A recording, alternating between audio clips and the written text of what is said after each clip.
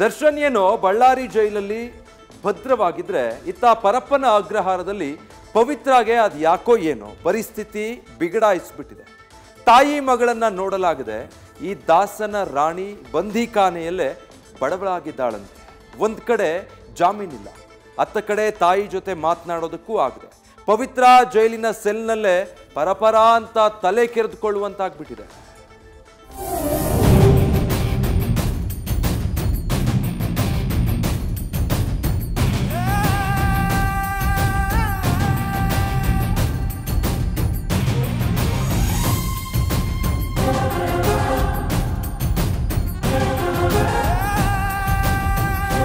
ಪವಿತ್ರ ಗೌಡ ರೇಣುಕಾ ಕೊಲೆ ಕೇಸ್ನಲ್ಲಿ main role play ಮಾಡಿದ್ದ ಇದೇ ಪವಿತ್ರ ಗೌಡ ಬಂಧಿಖಾನೆಯಲ್ಲಿ ಕೈದಿಯಾಗಿದ್ದಾಳೆ. ಯಾವಾಗ ಬೇಲ್ ಸಿಗತ್ತೆ ಅಂತ ಆ 2 ಅಂತ ಸೆಲ್ನಲ್ಲೇ ಹಗಲು ಗನಸು ಕಾಣ್ತಾ ಡೊಯೆಟ್ ಹಾಡ್ತಿದ್ದಾಳೆ. ಜೈಲು ಹಕ್ಕಿ ಆಗಿರುವ ಈ ದರ್ಶನ್ನ ಗಿಣಿಗೆ ಅದ್ಯಾಕೋ ಏನೋ ಟ್ರಬಲ್ ಮೇಲೆ ಟ್ರಬಲ್ ಸ್ಟಾರ್ಟ್ ಆಗ್ಬಿಟ್ಟಿದೆ.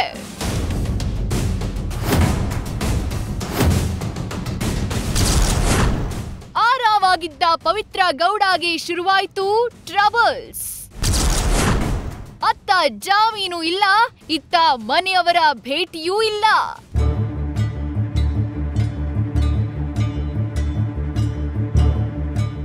ರೀಲ್ಸ್ ರಾಣಿ ಚಿಂಗಾರಿಯ ಈ ಬಂಗಾರಿ ಜೈಲು ಪಾಲಾಗಿ ತಿಂಗಳುಗಳ ಮೇಲಾಯ್ತು.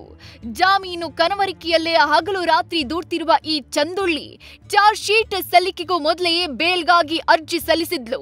ಆದ್ರೆ ಕೋರ್ಟ್ನಲ್ಲಿ A1 ಪವಿತ್ರಾಗೆ ದೇವರ ಪ್ರಸಾದ ಸಿಗ್ಲಿಲ್ಲ.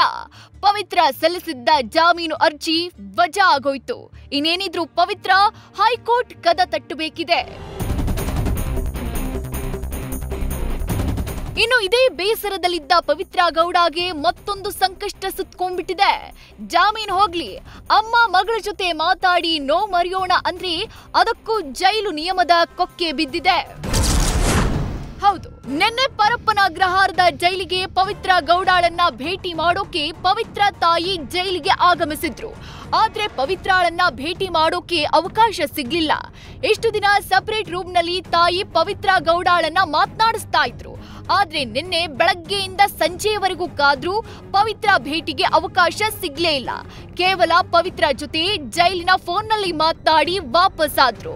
ಆ ಕಡೆಯಿಂದ ಪವಿತ್ರ ಎಂಟ್ರಿ ಇರೋ ದಿನ ಬರುವಂತೆ ಹೇಳಿದ್ದಾಳೆ ಅನ್ನೋ ಮಾಹಿತಿ ಇದೆ.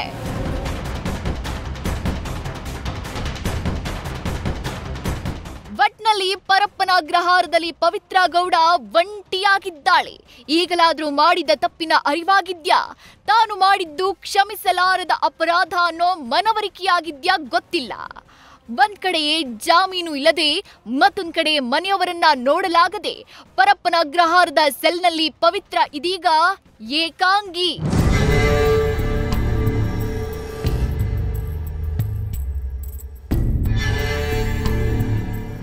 Sandesh, news first, Bengaluru. News first ನಿರ್ಭೀತಿಯಿಂದ ನಿಮ್ಮ ಪರವಾಗಿ.